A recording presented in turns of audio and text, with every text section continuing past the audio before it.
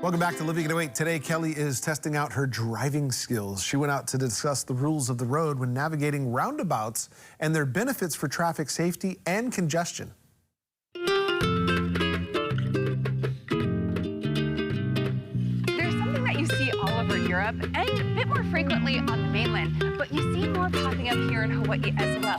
We're talking about roundabouts, but not everyone knows how to use them. So we're learning tips from Carrie with the Hawaii State Department of Transportation. Aloha. Aloha. Okay, so I personally love roundabouts. I think it's so fun and different when you're driving up to it, but a lot of people get a little bit nervous. So let's talk about the benefits of roundabouts and why we have them, because they do help with safety and congestion. That's right.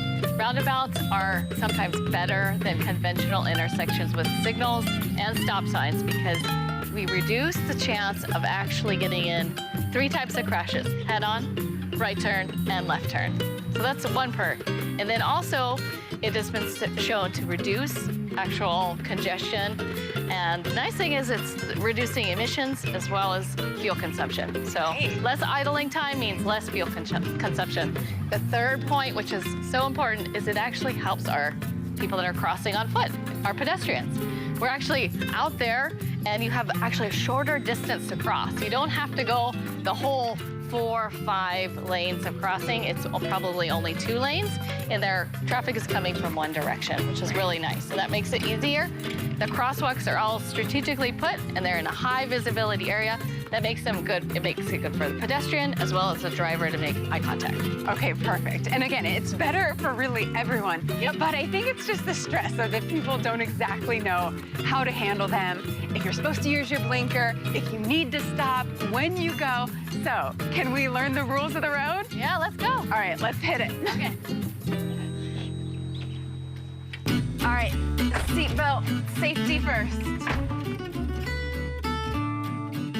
So we're here in the Salt Lake area, Foster Village. Foster Village. And so we're heading to a really popular roundabout. So can you talk me through it? So we have a sign on the right that basically tells us 15 miles an hour. That's a good safe speed to be approaching a roundabout. And remember, you're going to see pedestrian signs and yield signs. So if we're approaching a crosswalk, yield, potentially stop.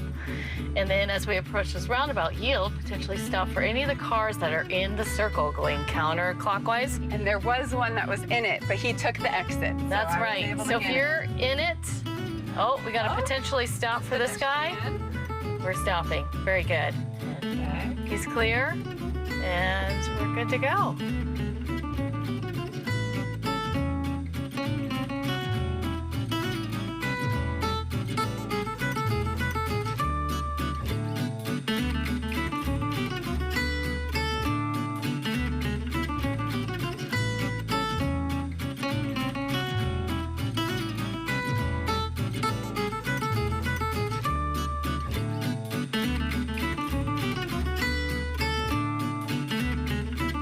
All right, that was a success. All right, so I guess last minute tips or reminders, things that people really need to be aware of when they're in a roundabout. The main thing is to slow down. When approaching a roundabout, the signs are going to tell you what to do.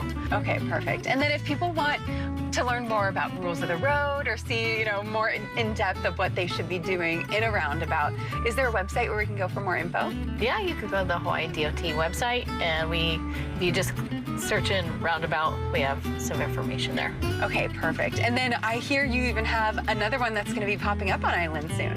Yes, Kahaluu will be working on their roundabout, and that's scheduled to be hopefully worked on within the next year. And I mean, they're under construction right now, so those changes will be happening soon. Okay, and are there any plans? Do you think we'll be seeing more of these then around Island in the future? Possibly between the city and the state. It seems like there's stuff popping up on all counties in different areas. And if you ever wanted a lot of experience to go through roundabouts, Kauai is a great island, has many roundabouts. Okay, perfect. That's what we need to do, our roundabout training. Perfect. Well, thanks so much for taking me along the ride and making me feel even more confident now in a roundabout. Good job, Kelly. There we go. You get an A. I think a lot of people don't know what to do. I've been in that roundabout. Make sure you slow down as you approach. Only go in 15 miles an hour max. and then look out for those pedestrians, yield to the people that are already in the roundabout, and then you're good to go. Been in that roundabout a bunch of times, and I'd never really realized that sign was meant for the roundabout. The 15? I just kind of ignored it. Yeah. Can't ignore traffic signs. Well, I just didn't realize that that was what that was for. Yeah. But I mean, I always went through the roundabout slowly. But the roundabouts always remind me of one of those movies where they couldn't get out of it. Anyway, good stuff. You did good. And that's the thing, speaking of not getting out of it, if you don't know your exact exit, because I wasn't sure which one she wanted me to take, so I just went around again. I was like, wait, tell me when, which one do you want? And that's the thing, you know, if you are unsure, luckily it's really user-friendly, and I think most of us by now have driven a roundabout, but there's some people out there that still haven't. And there have been communities that have built the roundabouts for pedestrian safety. It's to slow down. So I think those are good. Yeah, and it's also great for your car emissions as well, not having to fully come to a stop and then reaccelerate. Yeah, so I think they're wonderful. They're all around Europe, and I'm glad that they're starting to become a little bit more incorporated, not only in the U.S., but now here in Hawaii, European vacation, that's exactly what it was. Is that what Thank you it's? for, yes, thank you. Oh, look at me. Helped you out, and I didn't even know it.